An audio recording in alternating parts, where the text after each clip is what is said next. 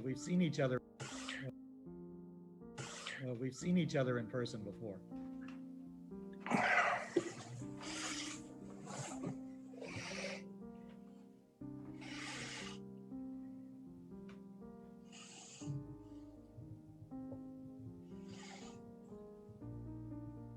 Right, this is Judge Krier again. We are here in, looks like 4 cases, Collier County taking cases. First one is 20 CA 3619, then 20 CA 3667, then 20 CA 3646, and 20 CA 3585. I believe that we're only here with regard to certain defendants. Who's here for Collier County? Good morning, Your Honor. My name is Sally Ashkar. I also have my co-counsel, Jennifer Belpedio, here. All right. And who is here for any of the defendants in 20 CA 3619?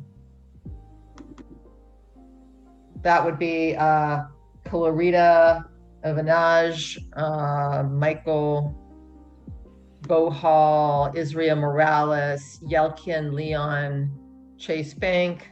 Your Honor, we actually have some stipulations and voluntary dismissals in each case, and I'm happy. Okay, well, why don't I let you tell me what's going on then? Yes, Your Honor. So in case 3619, we have stipulated orders of taking in parcel 1204 fee, 1209 fee, 1212 fee, and 1213 fee.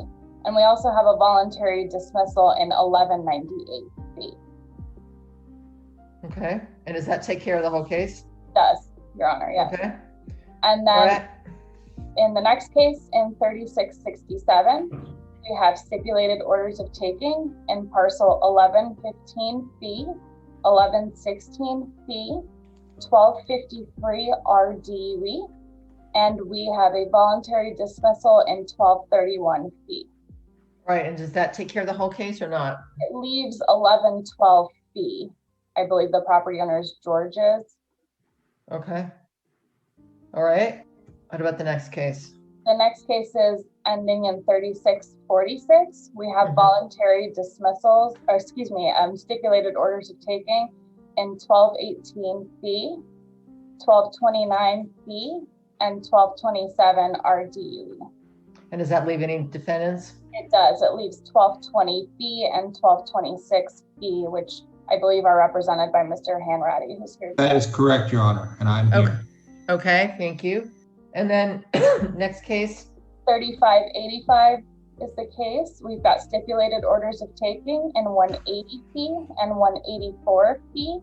We've got a voluntary dismissal in 106 fee, which leaves 110 fee. And I believe the attorney for that parcel is Attorney Stratton, who's also. And I see Mr. Stratton here on my Zoom screen. It also leaves parcel 1. Okay. It also leaves parcel 165E, and I believe the attorney for that property owner is Attorney Bulbus, who's also here today. Yes, Your Honor. All right, thank you. All right, so how do you want to proceed, Ms. Ashkar? Before we call our witnesses, I just have a brief opening statement, and then we'll call our first witness, who's the engineer, Your Honor, if I may. Alrighty. So just by way of background, this project is the Vanderbilt Beach Road Extension and Expansion Project number 60168. The county is seeking orders of taking in fee simple and roadway and drainage easements for the construction of Vanderbilt Beach Road East, and that goes approximately 7 miles. That's to be used by the public as an east-west corridor in Collier County. The order of taking grants possession of the property to the county, and a good faith estimate of value of the property gets deposited in the court registry following the order of taking. After the order of taking, the parties proceed to litigate whether the affected property owner is due any additional compensation.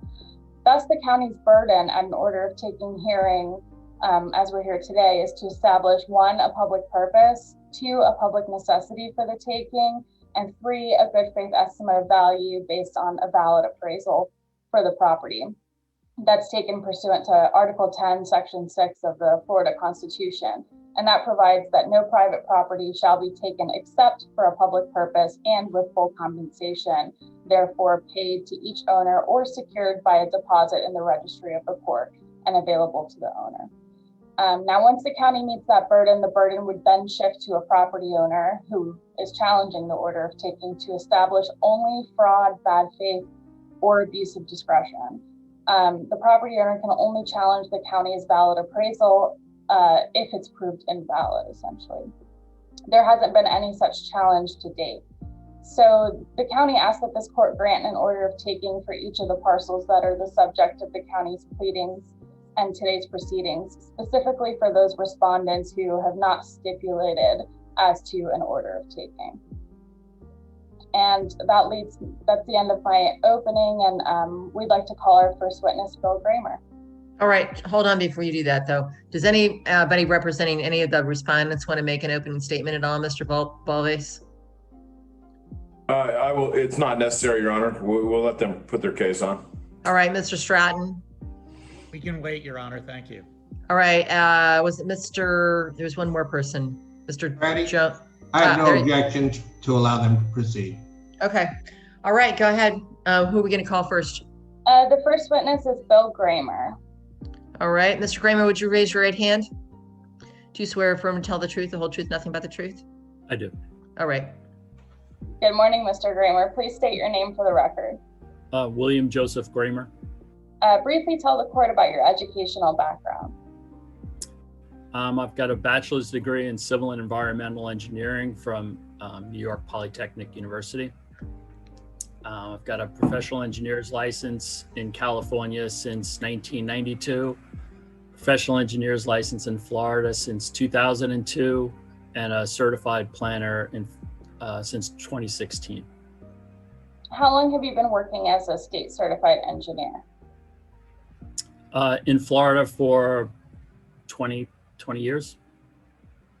What's your current occupation? I'm sorry, go ahead, Mr. Kramer. That's fine. And in California since 1992, so 30 plus years. And what's your current occupation? The Vice President of Transportation for Jacobs Engineering and located in our Naples, Florida office. What's your relationship to Collier County? Collier County is my primary client and has been for the last 20 years. What experience do you have working with Collier County?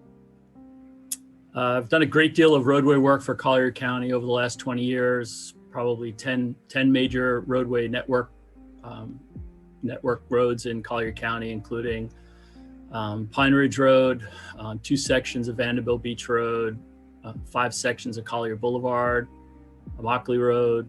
I was a project coordinator on Oil Well Road, project manager on Tree Farm Road. A lot of roadway work. Did you also work on the Collier County Long Range Transportation Plan? I did. We've completed the majority of that and it was turned in for final approval in December of this year. I was the project manager on that and worked on it from 2018 till presently. Do you have a current copy of your CV, which the county's identified as Exhibit 1? Yes, I do. Is this a correct and current copy of your CV? Yes, it is. Your Honor, the county would like to enter Mr. Kramer's CV as Exhibit 1. Just for the record, all exhibits are pre-marked and they were previously provided to this court. All right, and they have been filed in the court file Yes. as required by our AO. Does anybody have any objections to court admitting this exhibit? No objection, Your Honor. Mr. All right. Stratton has no objection, Your Honor. All right, Mr. Balves. No, Your Honor. All right, thank you. So admitted. Mr. Kramer, in preparation for today's hearing and in your role as project manager for the Vanderbilt Beach Road Extension Project, have you reviewed the board-approved resolution on September 22nd, 2020, authorizing this project and the related condemnation proceedings? Yes, I have. Do you have a copy of that resolution? Yes, I do. In the condemnation resolution, did the Board of County Commissioners make a finding of need and public purpose? Yes, they did.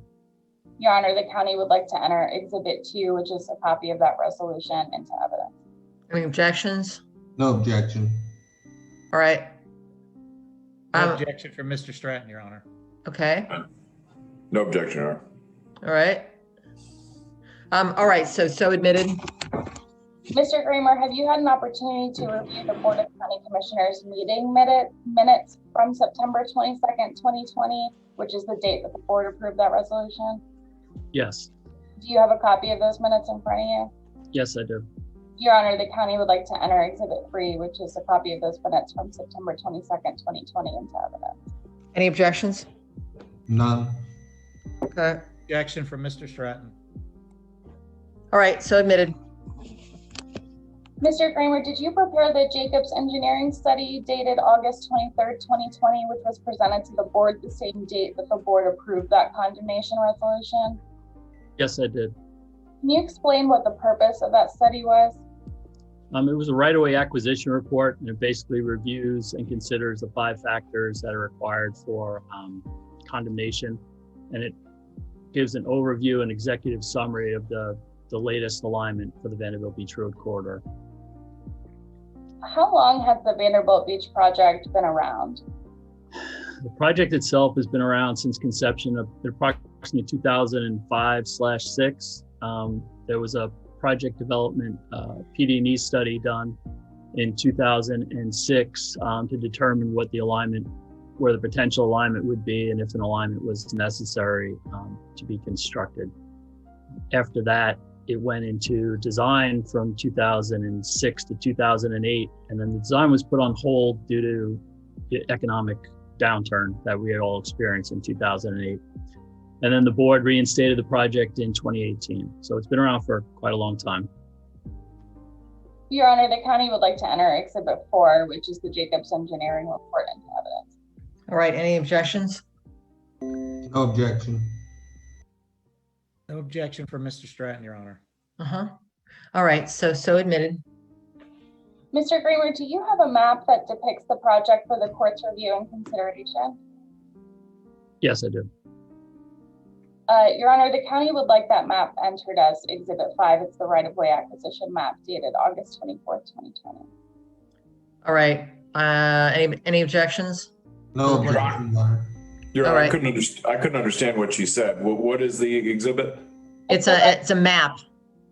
of what? It's the right-of-way acquisition map, Mr. Bolvis. Okay, no objection. Thank you. All right, so admitted. Mr. Kramer, will you provide a brief description of the project for the court? Sure. The Vanderbilt Beach Road project, it's a 7-mile roadway widening, an extension that's going to runs from Collier Boulevard on the west side to 16th Street Northeast on the east side. It's a 6-lane, it's going to be constructed as a 6-lane facility from Collier Boulevard to Wilson Boulevard initially. It's going to be constructed initially as a 2-lane facility from Wilson Boulevard to 16th Street Northeast. And that's going to be constructed within the ultimate 6-lane footprint of the corridor. The roadway will have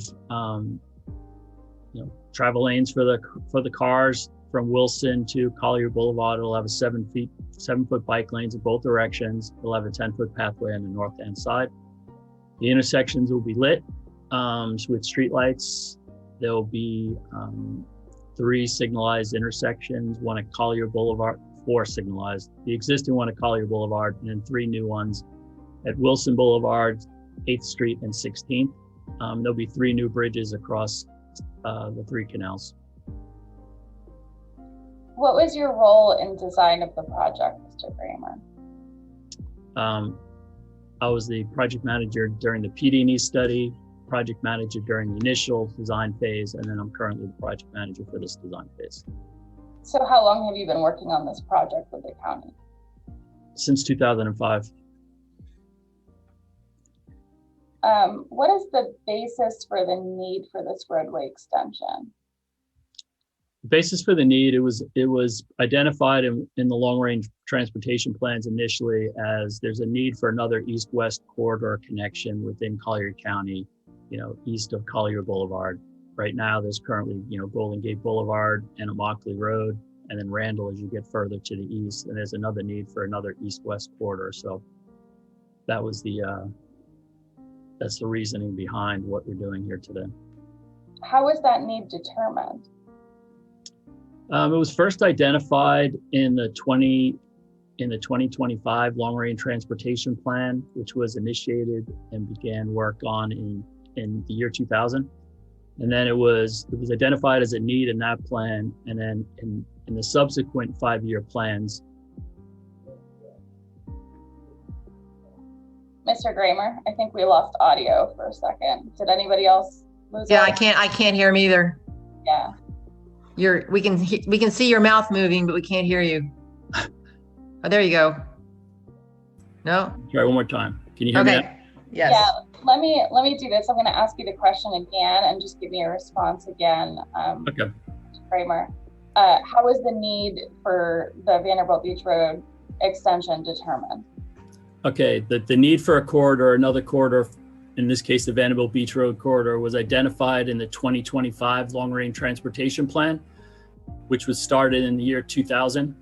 And then every 5 years, the Long Range Transportation Plan gets updated. And in each subsequent Long Range Transportation Plan, that need was confirmed. And then the project eventually moved from the needs plan to the cost feasible plan, which it's been in for the last 2 cycles. Do you know whether an engineering survey was conducted for the proposed corridor?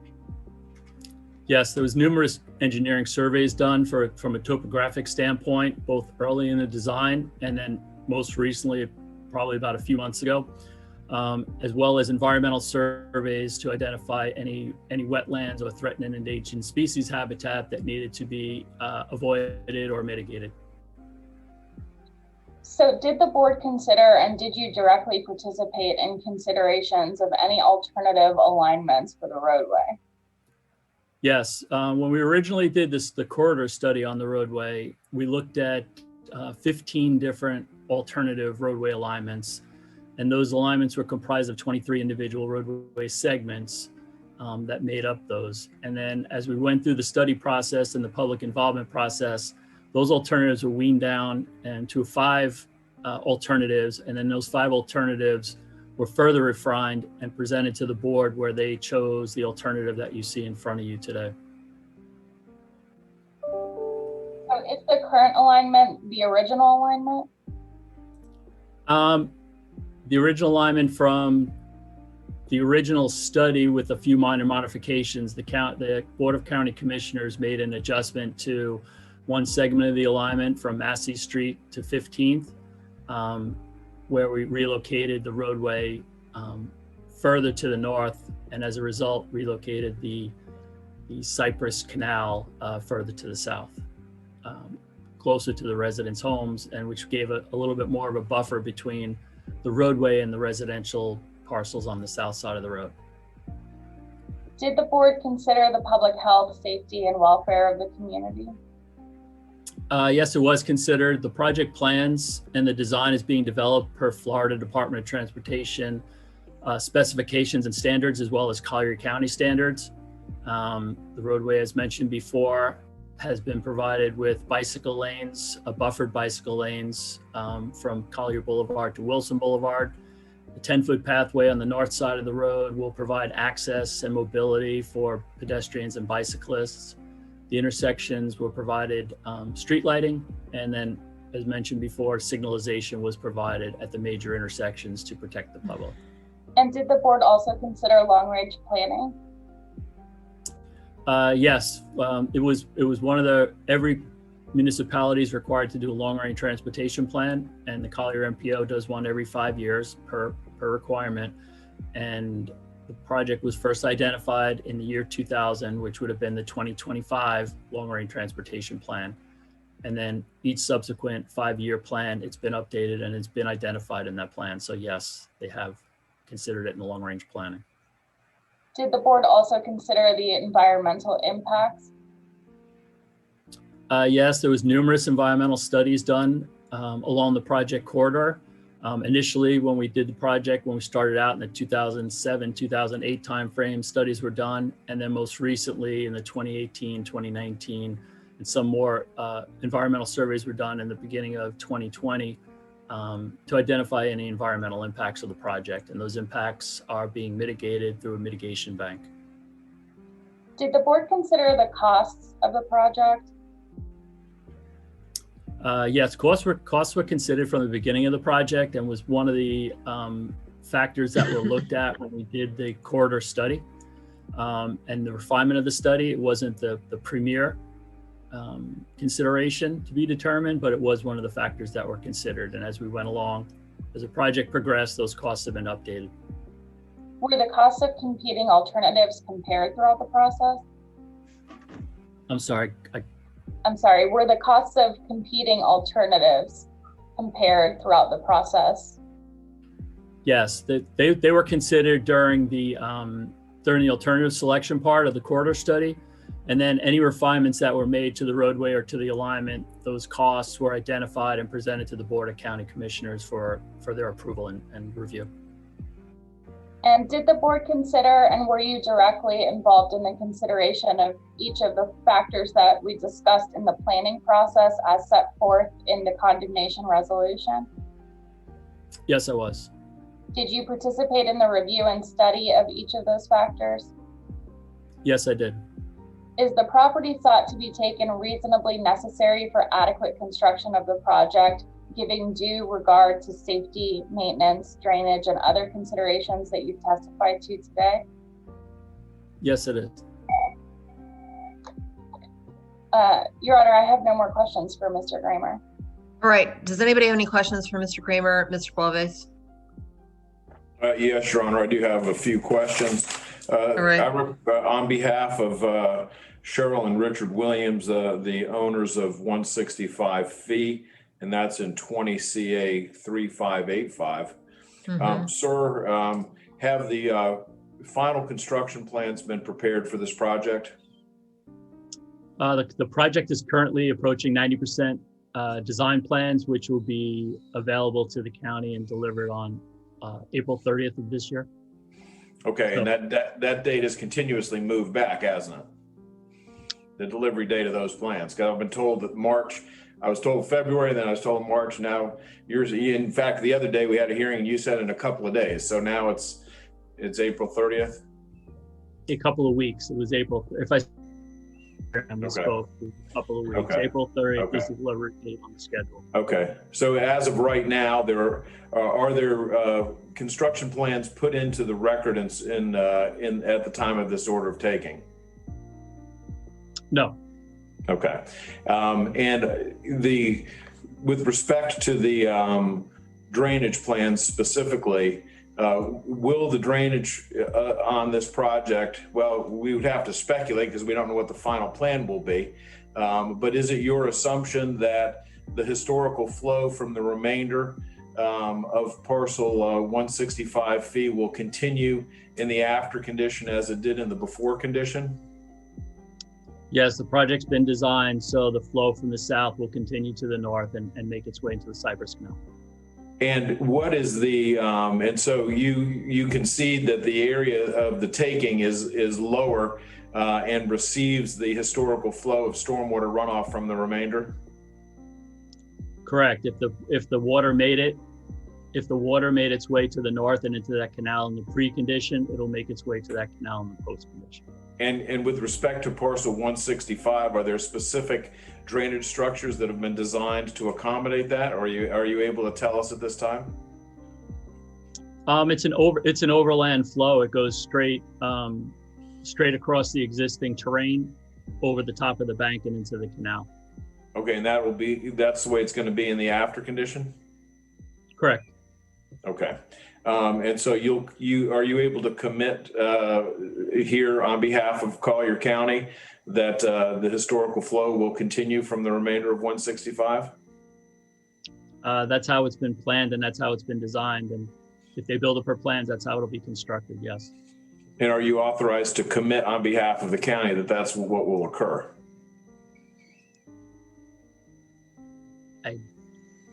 I know it's planned, but can you commit that that's what's going to happen on behalf of the county? Those are the plans that will be delivered for construction. So I'm the engineer of record for the project. So that's what I'm handing to be constructed. And we'll have some oversight during construction to ensure that the project plans were built per plan. And so that's, And will the project be designed in a way that will prevent stormwater runoff from the newly created project from flowing onto the remainder of 165 fee? yes, there'll be the roadway water will be collected on the roadway and put into ponds adjacent to the roadway. And then there'll be a canal in between the roadway and the remaining parcel of 165. And so it'd be impossible for water from the roadway to make its way there. Okay, and will the right of way be fenced along the taking of parcel 165 fee? At this time, the right of way is not intended to be fenced, no. Okay, there's no fence, and there's a bike path and a trail. Is it on the remainder 165 side of the project? No, it's on the other side of the project. It's on the north side of the project. And there will be lighting along this project? There'll be lighting at the intersections along the project, not along the roadway corridor. Okay, and this parcel is near a bridge, is my understanding. Is that correct? That is incorrect. Okay. The nearest bridge would be 3.5 miles to the east. Well, there's a canal nearby, is there not? There is. And so the roadway doesn't bridge that canal at this point, at this location?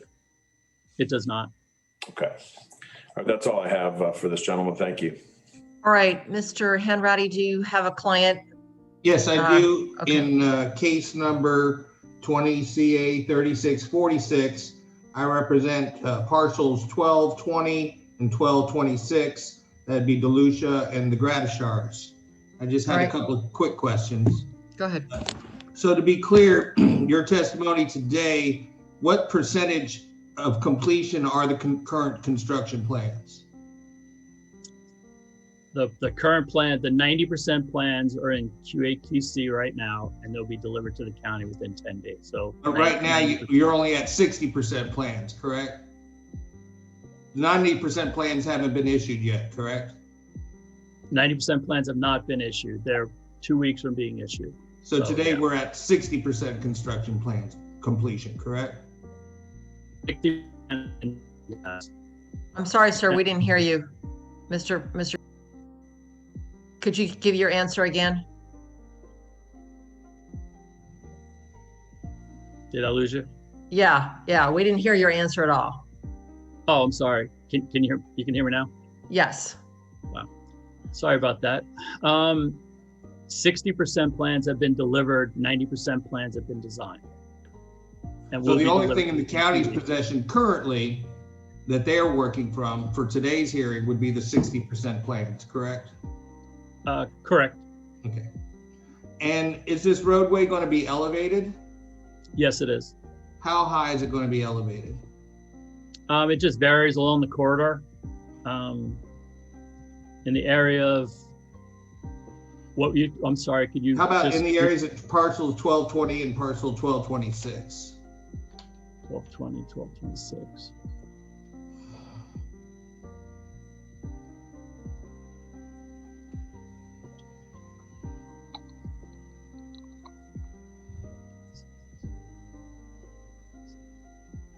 All right.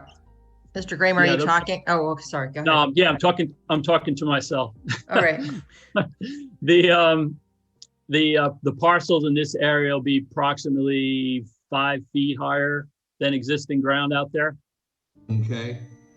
And will the properties that are adjoining the road that you're acquiring, will they have access to the new roadway? They will not. Okay, and how will they, you said earlier there's not going to be a fence? In this area, there will be a fence Okay. along these parcels. All right. I have no further questions, Your Honor. all right, Mr. Stratton, do you have clients involved in these appraisals? Yes, Your Honor, I do. Thank you. I have Mr. Caffrey, who's on the Zoom with us, parcel 110. Mm-hmm. Can I direct the witness's attention to parcel 110?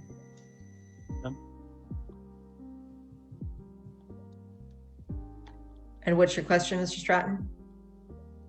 I have some questions from the plan, so I was hoping he would look at the plans for parcel 110. I'm looking at it right now. Okay, great. You just answered Mr. Hanratty that in the area of his parcels, the roadway would be elevated about 5 feet over existing. How about on my Correct. parcels? It'll be a little bit lower than that. Maybe I can grab it.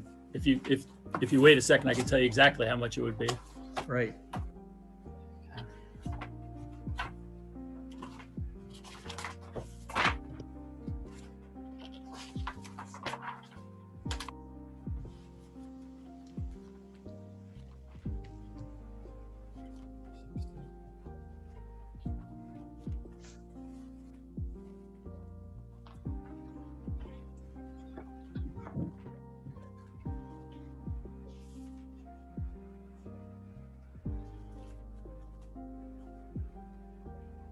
It'd be approximately that same thing, about 5 feet in that section. Okay.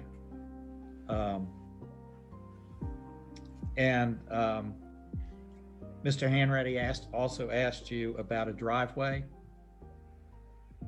Will my client have a driveway to the new road? No, there will not be. Okay.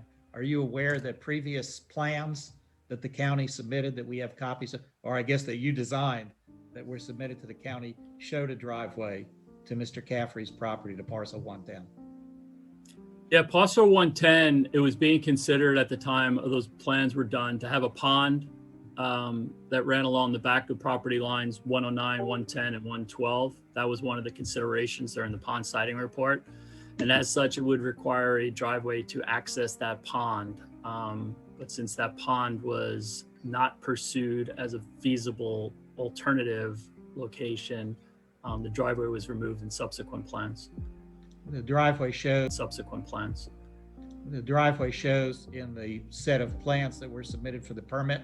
Is that correct? Would you like me to show you a picture of it? Sure. Well, I'll take your word that if the driveway was in there, then it was shown in there. Okay. And would you also agree that the plans that we were provided never showed a proposed pond on parcel 110 or the adjoining parcels? Showed it farther to the east? Yeah, it would have been that driveway that was shown on there was a remnant from the plans that has since been removed. Okay. Is there any reason why Mr. Caffrey can't have a driveway if he wants one?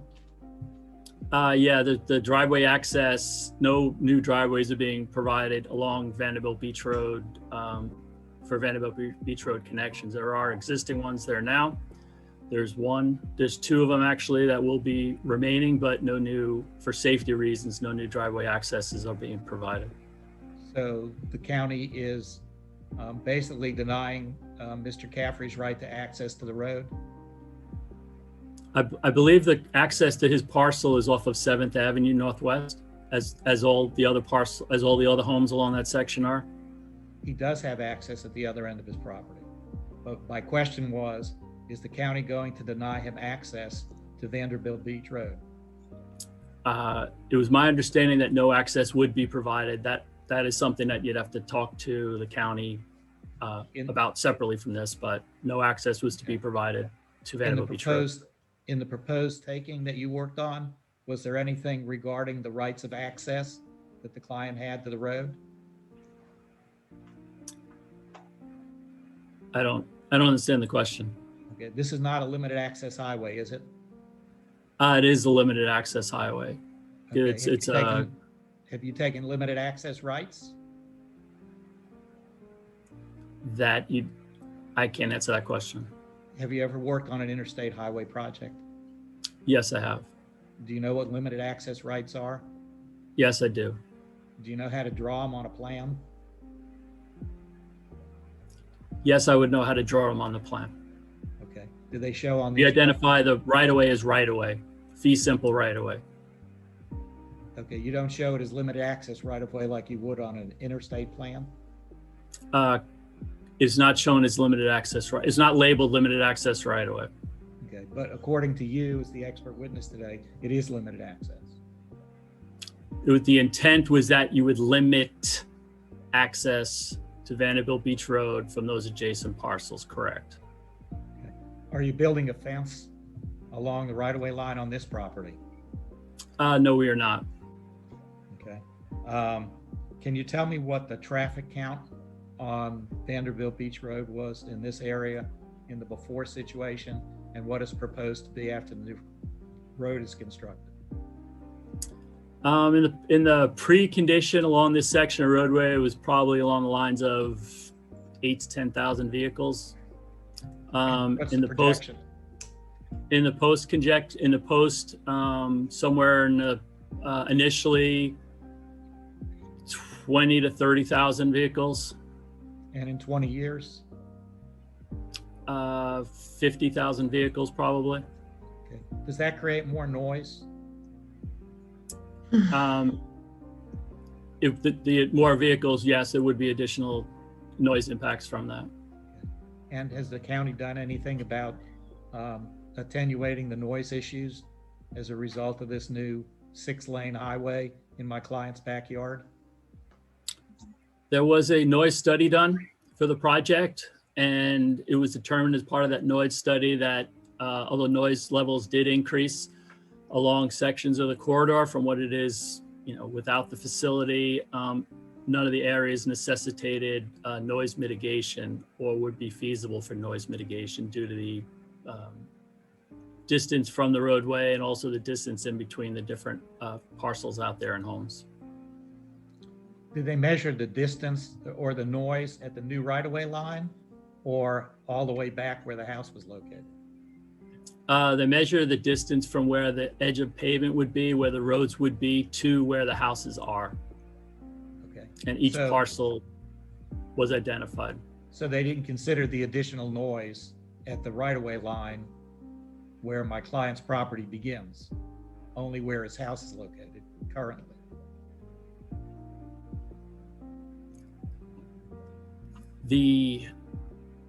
It's an iterative noise level, right? As the closer you get to the road, the higher the level is. So the houses that are closer to the road, the level would be higher. And your client's property, it was looked at his home and within the backyard, it could be determined what it would be at the right-of-way line. Okay. And the county determined not to do any noise attenuation, is that correct? That's correct. Okay. Do you know what the county code allows my client to do if he wants to attenuate the additional noise pollution? The county has a right to build what he wants on his property, I would imagine. Can he build a 12-inch wall? A 12-foot wall? That I don't know. You have to check out, you have to go with code compliance and determine the height of the wall that could be constructed. Okay. Thank you. No further All right. questions. Thank you. Any redirect, Ms. Ashkar? No, Your Honor, I don't have anything. All right, call your next witness, if any. Good afternoon, Your Honor. This is Jennifer Belpedio. I represent Collier County, and I'll be calling 2 witnesses with your permission. Just as a brief overview, our first witness will be speaking to 3 parcels, with 1 being in the second case and 2 parcels being in the third case. And our second witness will be speaking to 2 parcels, and that's in the fourth last case. Okay.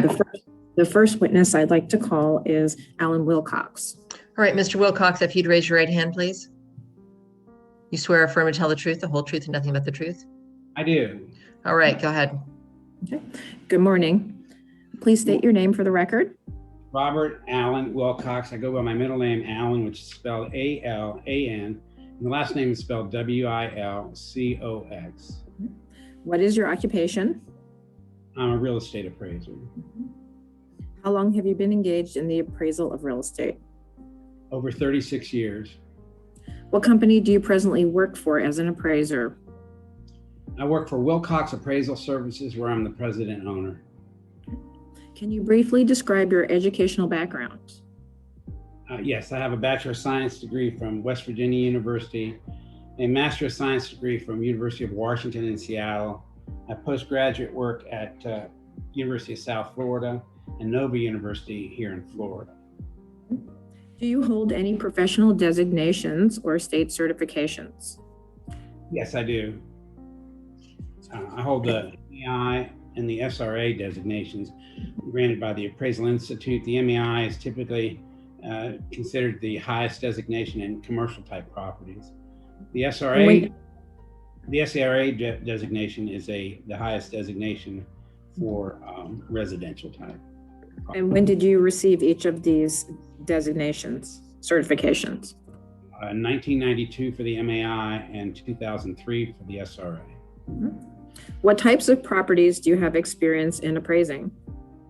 I've appraised all types of properties, the categories residential, commercial, industrial, and what are typically called as special use type properties. Okay. Have you provided appraisal testimony for an eminent domain proceeding in Collier County before? Yes, I have.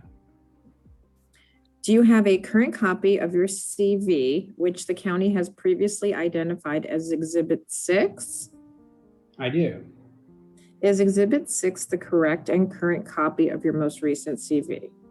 It is. Okay. Your Honor, the county would like to move Plaintiff's Exhibit 6 into evidence. All right, any objections, Mr. Walvace? No objection, Your Honor. Mr. Hanratty? All right, Mr. Stratton? No, Your Honor, thank you. All right, so admitted. Did you contract with Collier County to conduct appraisals of properties on the Vanderbilt Beach Road Extension Corridor? I did. Did you make formal appraisals of each parcel? Yes, I did.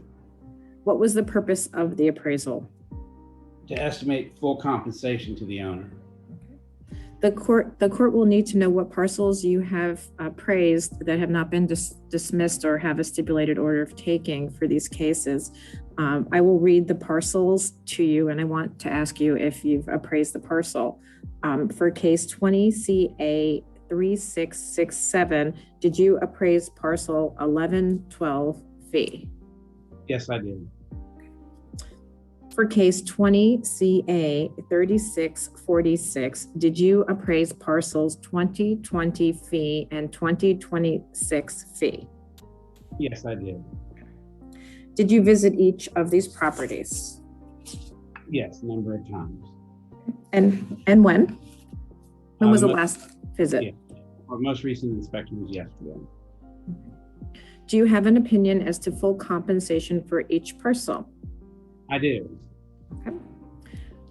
I would like to read you the relevant case number followed by the parcel that you've appraised, and I'd like you to state the value of the land taken, the value of the improvements taken, the damages, and the net cost to cure for that parcel.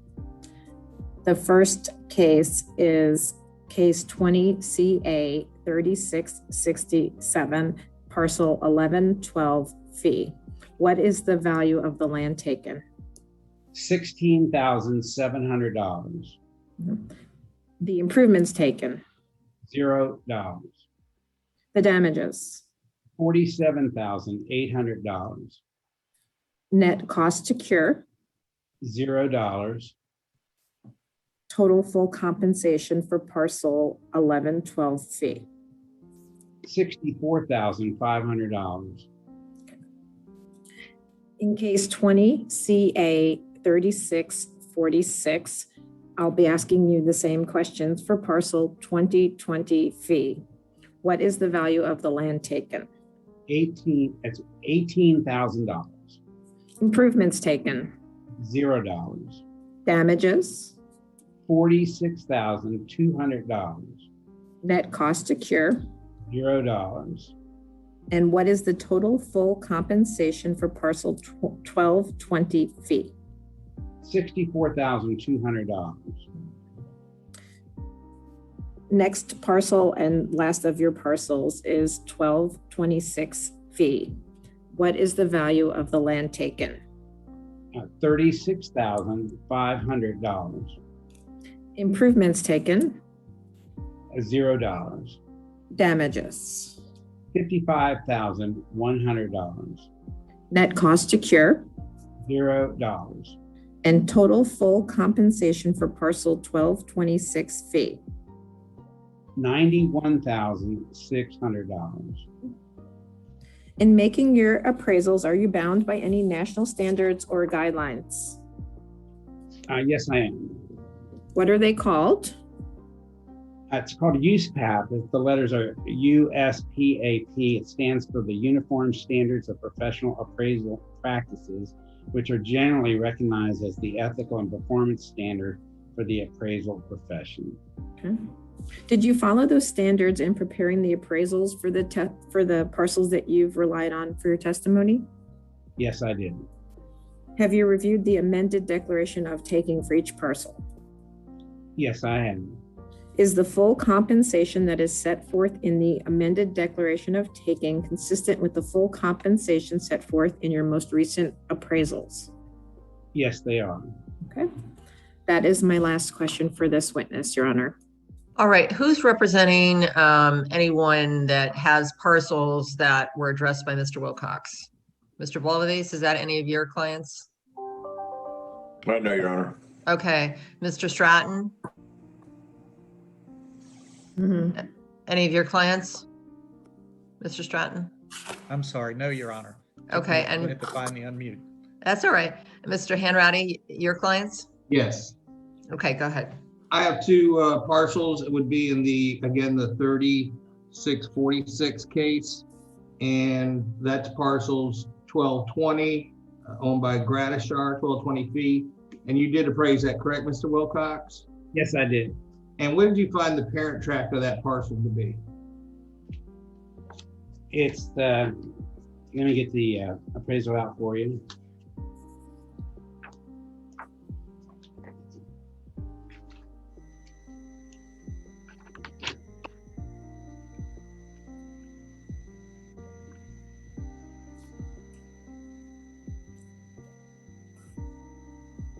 It's the east 180 feet of tract 58, Golden Gate Estates, Unit 17, plat book 7, pages 5 and 6. And didn't you find it to be in your updated appraisal that it's two adjoining parcels as opposed to just the one parcel as you found in your original appraisal, correct? Right. There was a question of unity in the sense of the ownership. So there, after working pertinent with you, we talked about it, you and I together, and it was decided that the ownership was still under the same unity, and that the parent tract would include both the north and south portions of that property. Thank you very much. At the time of your appraisal, what was the level of completion of the construction plans from Collier County? Based on testimony today that's been repeated numerous times, it's about 60%. Okay. And what is your understanding is going to be constructed on the land taken from the Gratishar?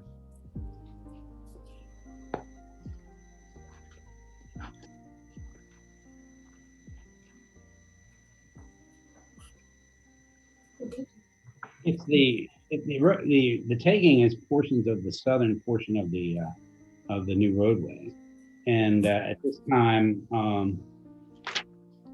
what I have is that adjoining that at the boundary of the new roadway and the remainder property, there will be an 8-foot fence. So there'll be a fence. Yeah. Do you know how elevated the roadway will be? No, just based on the testimony. I interact with the county engineering as needed, but I understand it to be around 4 or 5 feet. And with regards to parcel 1226, that parcel is located on a canal. There's going to be a bridge there, correct? Hold on, let me bring that appraisal in front of you.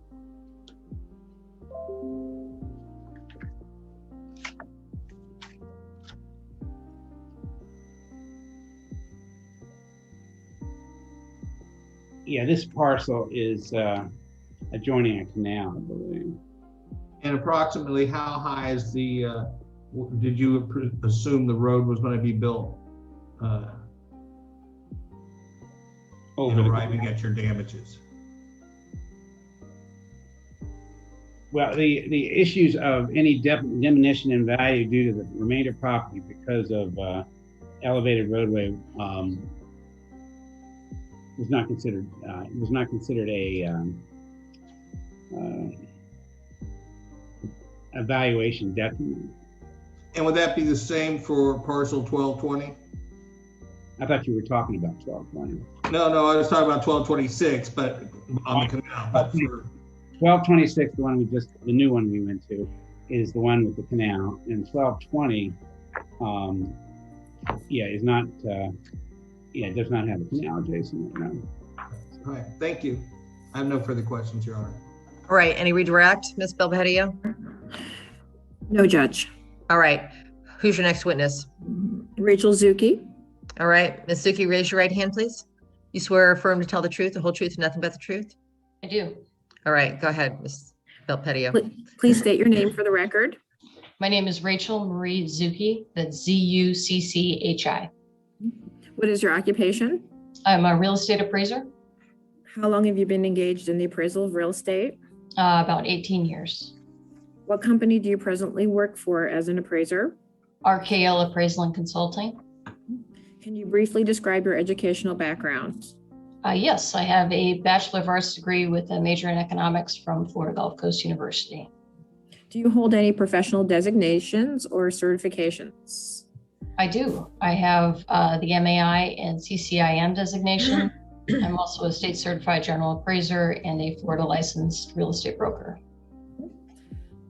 When did you receive your MAI certification? In 2009. And what is an MAI certification? The MAI is essentially the highest designation awarded by the Appraisal Institute for commercial properties. Excuse me. And what types of properties do you have experience in appraising? I have experience appraising all types of properties: residential, commercial, industrial, special use properties. Have you provided testimony for an eminent domain proceeding in Collier County before? Yes, I have. Do you have a current copy of your CV, which the county has previously identified as Exhibit 7? Yes, I do. Is Exhibit 7 the correct and current copy of your most recent CV? Yes, it is. Your Honor, the county would like to enter Plaintiff's Exhibit 7 into evidence. Any objections from anybody? Mr. Bolides? No, Your Honor. Mr. Hanratty? No, Mr. Stratton? Oh, Your Honor, thank you. All right, so admitted. Did you contract with Collier County to conduct appraisals of properties on the Vanderbilt Beach Road Extension Corridor? Yes, I did. Did you make formal appraisals of each parcel? Yes, I did. What is the purpose of the appraisals? The purpose was to estimate full compensation for each parcel. Did you appraise in case 20 CA 3585 parcels 110 fee and 165 fee? Yes, I did. Did you visit each of the properties? Yes, I did. And when was the last time you visited the properties? The last time was this morning. I drove by. Do you have any opinion as to the full compensation for each parcel? Yes, I do. Okay. I'm going similar to what I did with Mr. Wilcox. I'm going to read you the case number and your parcels, and then I'm going to ask you the value of the land taken and the value of the improvements, damages, et cetera. For case 20 CA 3585 parcel 110 fee, what is the value of the land taken? The value of the land taken for parcel 110 fee is $74,400. Value of the improvements taken? The value of the improvements taken is $0. Value of the net cost to cure? The net cost to cure was $0 with $0 of damages. And the total full compensation for parcel 110 fee? Total full compensation for parcel 110 fee was $74,400. And for parcel 165 fee, what is the value of the land taken? Parcel 165 fee, the value of the land taken was $136,600. Improvements taken? Improvements taken, $1,000. Damages? Damages of $15,500. Net cost to cure? Net cost to cure was $5,000. And what is the total full compensation for parcel 165 fee? Total full compensation for parcel 165 fee was $158,100. In making your appraisals, are you bound by any national standards or guidelines? Yes, I am. What are they called? The USPAP standards, Uniform Standards of Professional Appraisal Practice. Did you follow those standards in preparing the appraisals that you relied on for your testimony? Yes, I did. Have you reviewed the amended declaration of taking for each parcel? Yes, I have. Is the full compensation that's set forth in the amended declaration of taking consistent with the full compensation set forth in your most recent appraisal? Yes, it is. Okay. That's my last question for this witness. This is my last witness. Okay. Mr. Bolves, do you have any clients that have been addressed by this witness? Yes, Your Honor, briefly, with right, go ahead. respect to parcel 165 fee, Mr. and Mrs. Williams parcel, you indicated that you arrived at damages of $15,500. What is the basis of those damages?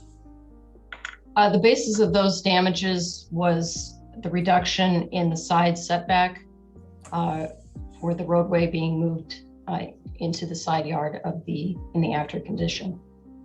And what do you mean by reduction of side setback?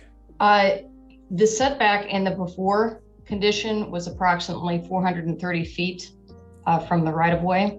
Let's see if I'm making sure I'm reading that correctly. And it will reduce to approximately 90 feet in the after condition. So in my opinion, there is a damage to the remainder improvements due to that reduction in the setback from the road right of way. Okay, so when you say setback, you don't mean building setback like in a land development code.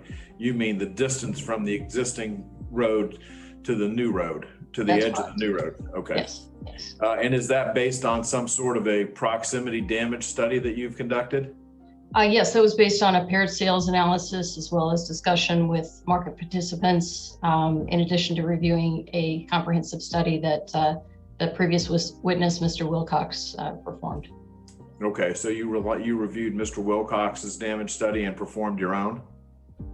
I reviewed his study, yes, and I also conducted a study on my own, yes. And was that proximity study prepared in a formal report, or is it just a collection of sales that are in your file? A collection of information that's in my file. Okay, and have you identified those anywhere as being the sales that you rely on for your damage? I have the information that I relied on is in the folder for this particular parcel. Okay, so it's in your folder, but not necessarily in the report. That's correct. Okay. How many parcels are you working on for Collier County for this project? Let me see. I can find out for you. Approximately. I believe it was approximately 20 or 30. Okay. And your cost to cure, what does that consist of? Let me turn to that.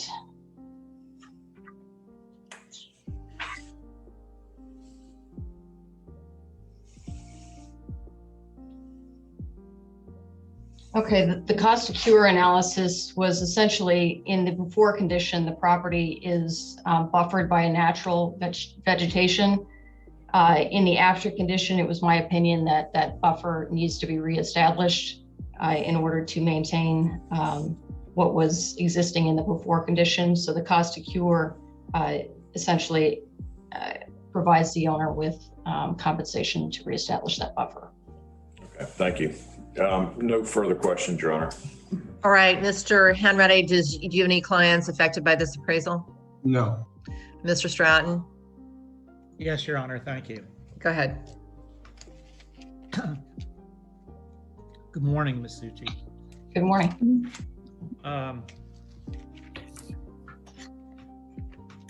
Were you here for the earlier testimony of the other experts?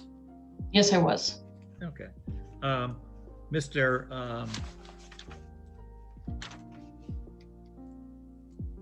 guess it was Mr. Bolvis asked you how many parcels you were doing, and you said 20 or 30. Can you tell us about your contract with the county? How are you paid for doing this? The contract was based on a bid per parcel. So it was a fee that was established per parcel is how the contract was drafted. Okay, and you said you did 20 or 30 parcels. Do you know the gross amount of your fees for doing this? The gross amount for, there's been multiple iterations, I guess. Well, I guess we're on the second report, updated report. So are you speaking of the first initial contract for the first reports, what I've been paid to date, or what? Well, let's talk about, I guess you contracted to do initial reports for a flat fee? Is that That's how it correct. works? Okay, and what was your flat fee for the initial reports? Let me find that for you.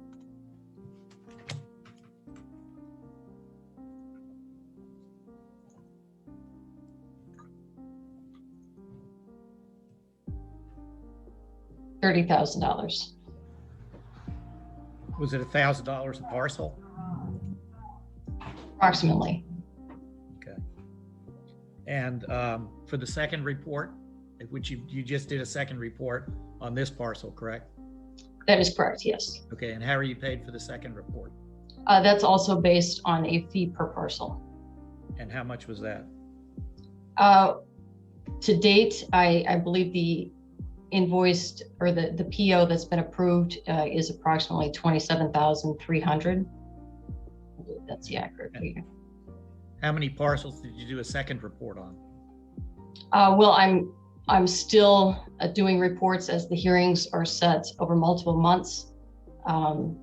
So at this point, I believe I'm contracted to update approximately 25 reports. And do those run more than $1,000 each? Some of them did, yes.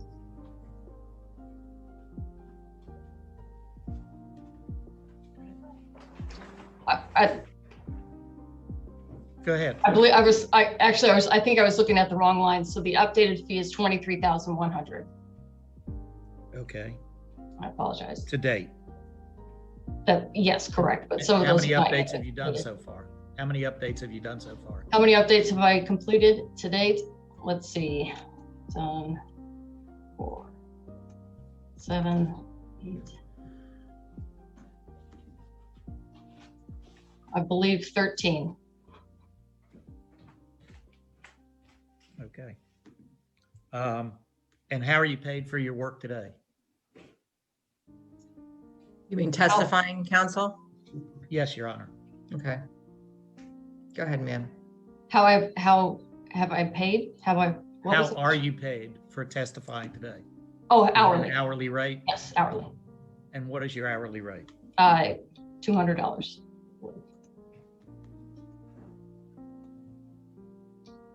Okay.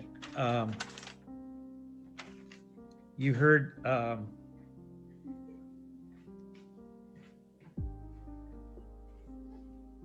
previous testimony that the road is being elevated in the Yes, vicinity of my client's property? I did. Yes. Okay, and how did you take that into account in determining no severance damages? The elevation of the road, based on the information that I was provided, was not going to affect the value of the property. And how did you determine that? I wasn't given any engineering studies to show that there would be any diminution in value due to an elevated roadway. Well, engineers don't do value studies. You do the value studies. Did you do a study to determine? I understand. No, I did not. I did not. No, the road elevation is not significant enough to affect value. I guess I would say that. Do you think the elevation of the road affects the amount of noise on the remaining property? Yes, I think the elevation of the road would affect the noise, yes. Do you think the additional traffic affects noise on the remaining property? Yes. And did you do anything? Hold on. Whoever's moving around in the background of whoever's got their mic on, just if you could ask him to be a little bit quieter, that'd be great. Sorry, go ahead, Mr. Stratton. Sorry, Your Honor. That's all right. Trying to remember where I left off. So, okay, go ahead. did you how did you determine that there were no damages to the remaining property from the elevated road and the additional noise from additional traffic? The parcel we are looking at, parcel 110 fee. Yes. Is that correct? Yes. So parcel 110 fee, it has in the before condition, it's approximately 760 feet in depth. In the after condition, that will reduce to approximately 628 feet. The single family home is currently approximately 505 feet from the existing right of way. In the after condition, that will reduce to 372 feet approximately. Based on my analysis of comparable properties with a similar distance to a roadway similar to the proposed Vanderbilt Beach extension, it was my opinion that there would be no damage to the remainder parcel in the after condition. Did you do a study to determine I did do a study of comparable sales, and I also reviewed the previous witness, Mr. Wilcox's comprehensive study. Yes. And what was the 6-lane road that those sales were on in the after? A Pine Ridge Road. Pine Ridge Road? Yes. Okay. And is that study in your files? Yes, it is. Do you charge additionally for those studies in addition to what you charge for the appraisals? I did not, no. Is there a way to mitigate the noise? Is there a way to mitigate noise? Yes. And what would that be? If there were be to determine it for some parcels I did appraise, there was buffers that would be reduced, vegetative buffers, which it was my opinion needed to be reestablished, such as the previous parcel we were discussing. In the case of the subject property, I did not determine that any additional buffers, landscaping buffers would be required to mitigate that noise, nor would a wall be required. Okay. Does landscaping attenuate noise? Yes, I believe it does. Have you seen projects in Collier County where they build berms and walls to mitigate noise? Yes, I have. Okay. And could that be done on the subject property? It could be done. Yes, it was my opinion it was not necessary due to the existing vegetation that's there. Do you know what the code allows for a wall on that property? What the code allows, I Yes. don't know offhand now. Would they allow a 20-foot solid wall? I would have to review the code again. You are familiar with the code, correct? Yes, I am. Yes. Okay. Could my client build additional improvements farther back on his property closer to Vanderbilt Road if he wanted to? Yes. And the closer you get to the road, the more the noise, correct? Yes, correct. Did you consider that? Yes, I did. Okay. Well, tell me how you came up with your opinion that there were no severance damages to my client's property. What I did was I looked at what the depth of the single family home, as well as the remaining parcel, the 630 feet that is remaining in the after condition. And in comparison to typical properties in the submarket, I determined that there was no damage to the remaining parcel. Okay, let's step back a minute and let me ask you how you appraise a property with a partial taking in an eminent domain case that has a residential improvement on it. How I would appraise it? You appraise it in the before and after condition. Yes. Okay. And in this case, you did not consider the improvements at all in your appraisal? That is correct. Okay. And is that based on your experience or something else? That is based on the determination that the improvements would not be affected. And how did you make that determination? That was based on the size of the parcel as well as the location of the improvements.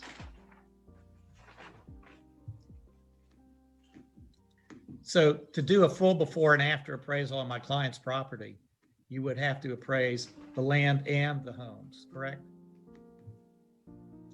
If there were damages to the improvements, yes. Okay, so is it a fact that you made an assumption there was no damage to the improvements, so you just appraised the land? It was based on an analysis that there would be no damage to the improvements, so the value of the improvements was not required for the scope of the assignment.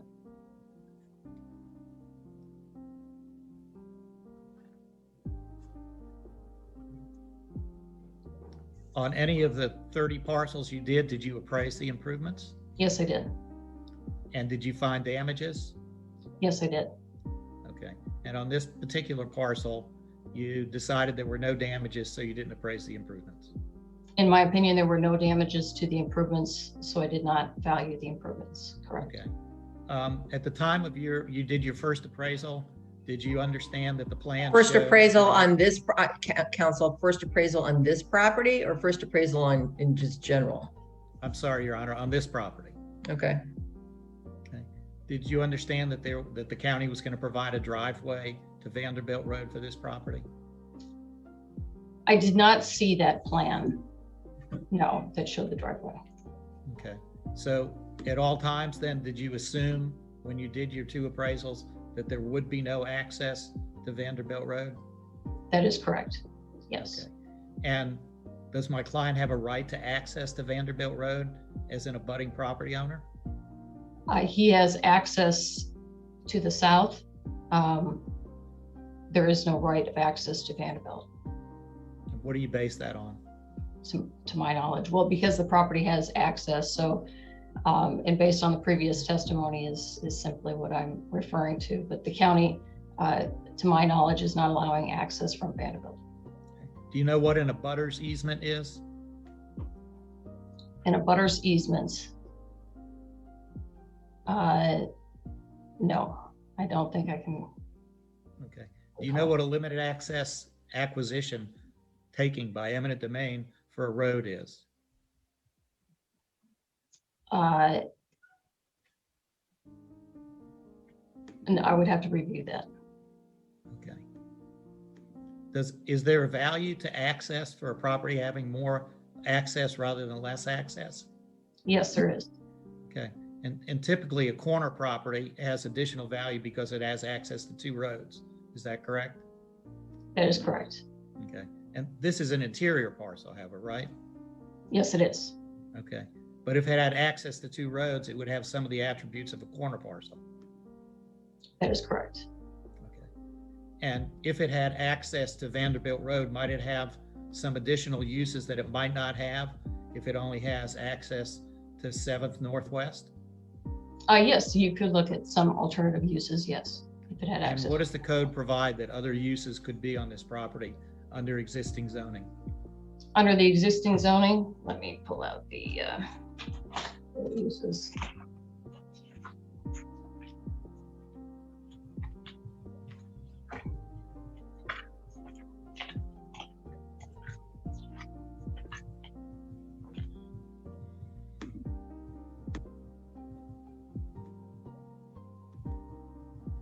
With the access from Vanderbilt, I believe the agricultural uses would probably be one of the uses that a typical buyer would look at if you were allowed additional access from Vanderbilt. Were you made privy to some correspondence between the owner and the county regarding his proposed uses for this property after he bought it? No, I was not. Okay. Do you know when he bought the property? Let's see, I can find out. Yeah, I was a little confused in your report because you said there were no sales in the last 3 years. And then you said that he actually bought it in August of 2020.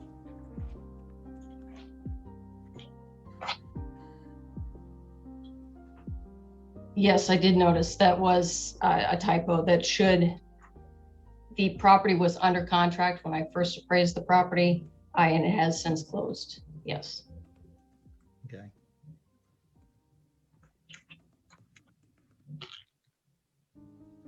Are there any other uses that he could make of the property that might be enhanced by the access to Vanderbilt Beach Road?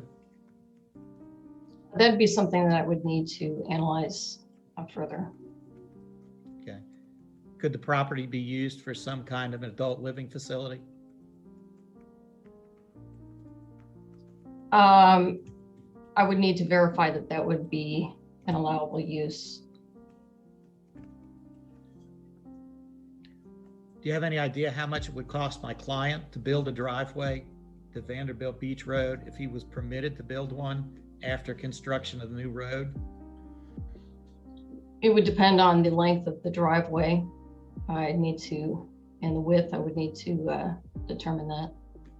Is there a swale that the driveway would have to cross where you'd have to put in culverts? I would believe so. The expense can be pretty high, can't it, for a driveway? Yes, it can. Okay. So if he had to put in his own driveway instead of the county putting it in, would that be a severance damage to the remaining property? The property has access in the before and the after. Additional access, I don't believe the county would be a severance damage, no.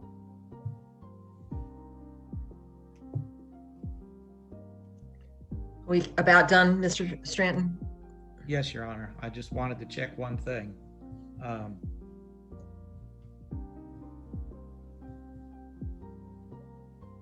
In your appraisal report, I noted that you said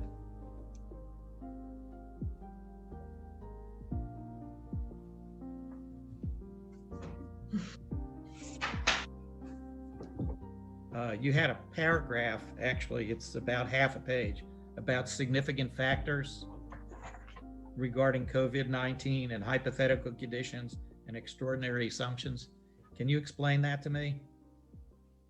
Well, the significant factor is simply a statement alerting the reader of the conditions that we're operating under right now with the pandemic and the impact on value.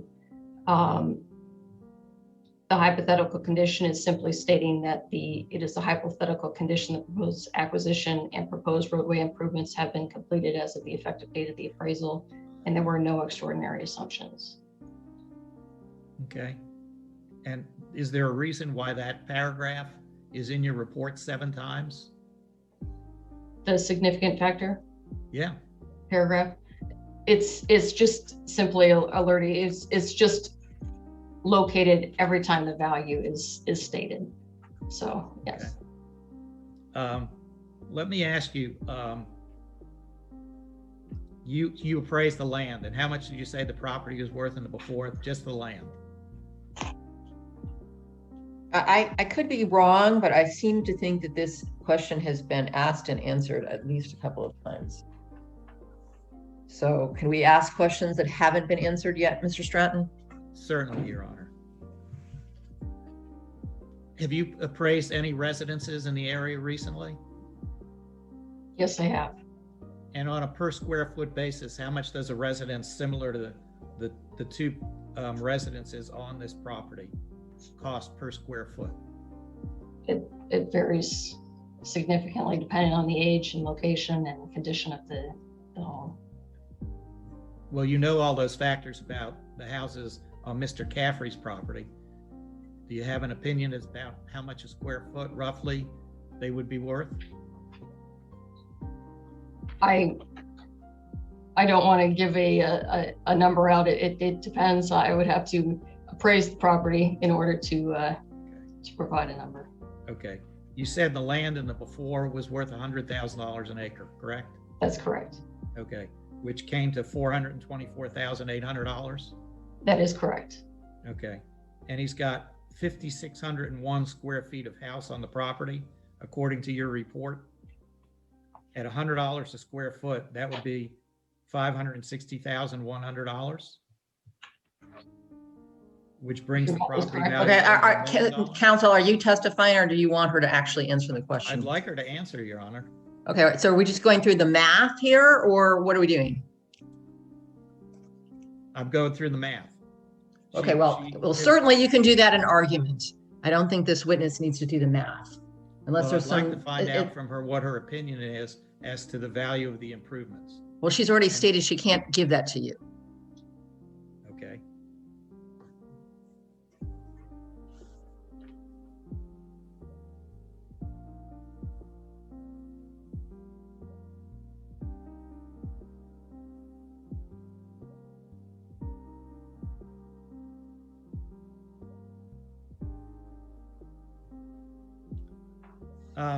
On page 8 of your appraisal report, you give a definition of market value. Yes, Okay. And that's the definition from the Dictionary of Real Estate Appraisal. yes, correct. Okay. Are you aware that Florida law has its own definition of market value? Florida law, yes. And do you know what that is? I can't state it verbatim, no. Okay. Are you aware that it's from the case of State Road Department? Okay, versus counsel, if Stack? you want to make legal argument at another time, you can do that, but this witness is not testifying as a legal expert, nor would I be allowing anybody to testify as a legal expert. So go ahead. Another question. Thank you, Your Honor. I have no further questions. Thank you. Any redirect? Ms. Belpedio? Yes, Your Honor. Rachel, what is the methodology, generally speaking, that you use to conduct your appraisals for these parcels? It's a before and after evaluation methodology. Okay. Is this the typical methodology that you would use for a condemnation proceeding that is required by your USPAP standards? Yes, it is. I have no further questions, Your Honor. All right, any other witnesses, Ms. Belpedio? Or Ms. No, Your Honor. Ashkar? Okay. Hey, Your Honor. All right, Mr. Volves, are you calling any witnesses? No, Your Honor. All right, Mr. Hanratty, are you calling any witnesses? No, Your Honor. Mr. Stratton, are you calling any witnesses? No, Your Honor. Thank you. All right, so closing argument, who's doing that? Yes, Your Honor. Go ahead. Very briefly, Your Honor, the evidence and the testimony that's been provided today through the county's engineer, Bill Kramer, and the county's 2 property appraisers, Alan Wilcox and Rachel Zutke, have established the public purpose for the project, the public necessity for the parcels taken, and through the testimony of the appraisers, the county has obtained a good faith estimate of full compensation for each parcel, which is our burden of proof here today, which we've met through the testimony of these witnesses. The Board of County Commissioners has acted in good faith. They did not exceed their authority, and they did not abuse their discretion in authorizing this project. The county asked the court to make findings of public purpose, public necessity, and a good faith estimate of value. The county further respectfully requests that the court grant an order of taking for each of the parcels that are the subject of the county's pleadings and today's proceedings, for those respondents that have not stipulated as to an order of taking. At this time, the county would like to submit to the court an order of taking that addresses the following parcels that were discussed here today: 1112 fee, 1220 fee, 1226 fee, 110 fee, and 165 fee. And again, those were the non-stipulated and not obviously the non-dismissed parcels from the eminent domain proceeding today.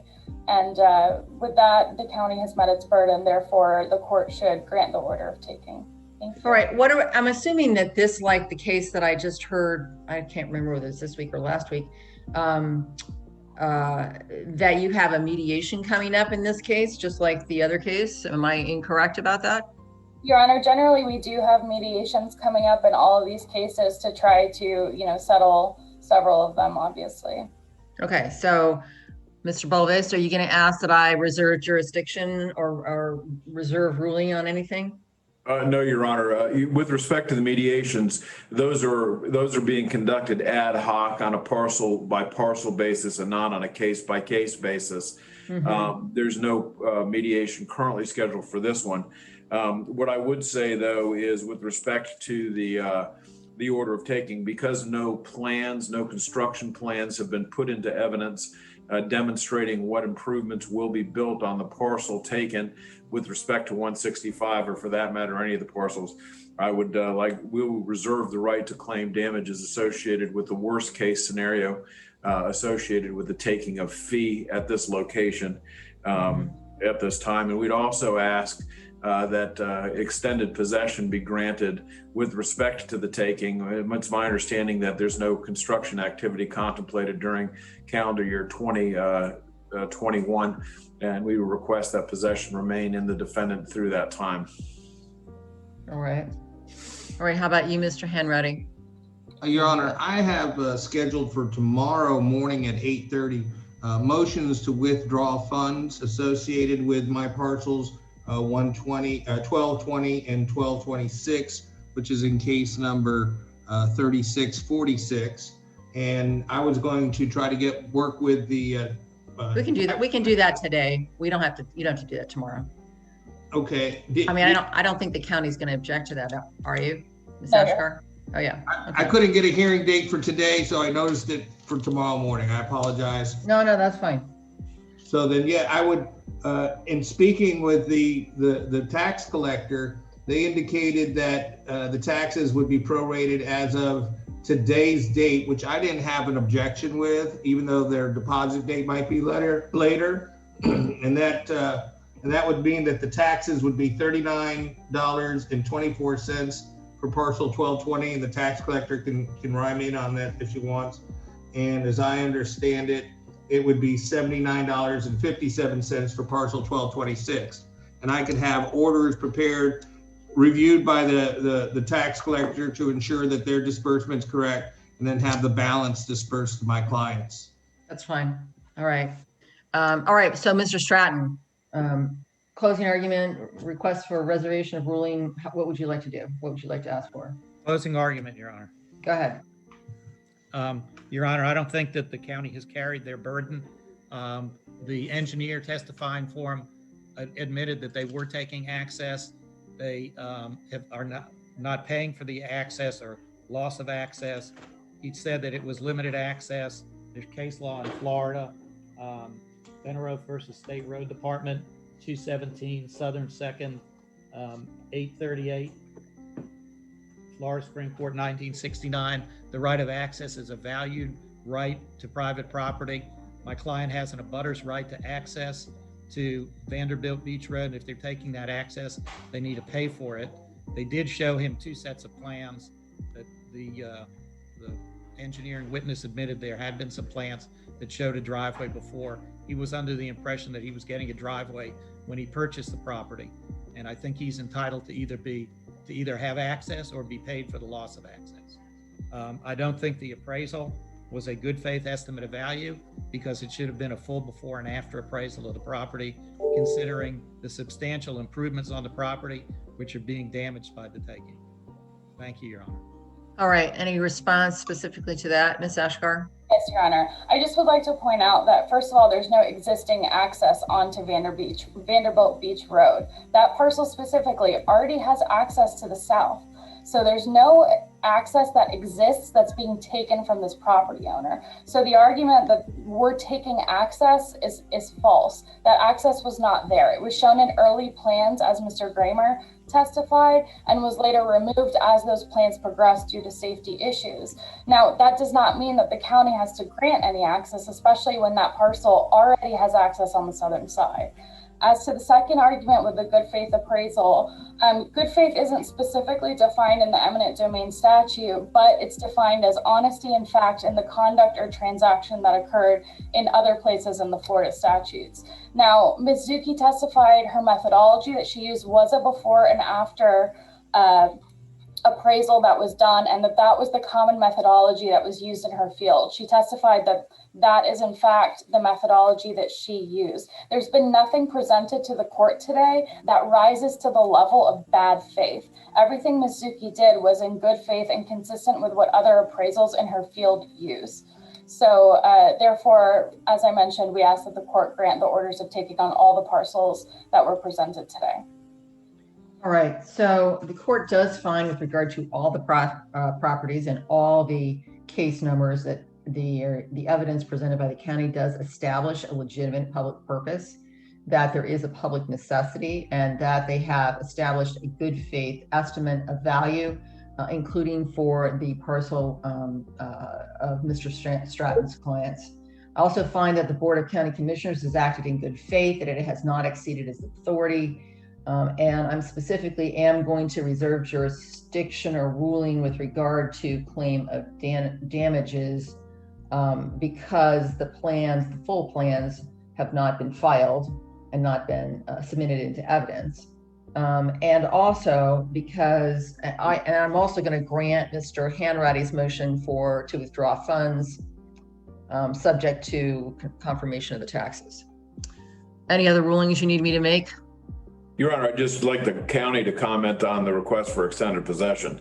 Normally, right, okay. Yep. Yeah, forgot that one. Any problems with that, Ms. Ashgar? At this stage, Your Honor, it's something that I would need to discuss with our engineers. I would say, Mr. Bulvis, that we can have that discussion and stipulate to certain things at mediation, but I don't know that I can commit to anything without having those discussions with our county staff and outside consultants who have worked on the project. And quite frankly, the court doesn't really have enough information to make a ruling. I understand Mr. Bulvis's position, which is, if they're not doing anything on it, why can't he have possession of that little part of the property? But on the other hand, I didn't really hear any testimony about that. So I'm going to reserve ruling on that also. And you can either submit a stipulation or we can have another hearing on it. Absolutely, Your Honor. Thank you, Your Honor. Is that sufficient? Okay. All right. So I'll need an order from you, Ms. Ashkar, sent to my office email address in Word format after you've circulated it to the council of record here today. I will do that. Thank you, Your Honor. All right. Thank you, everybody. Honor, do you want me to Your Honor. submit order for the disbursement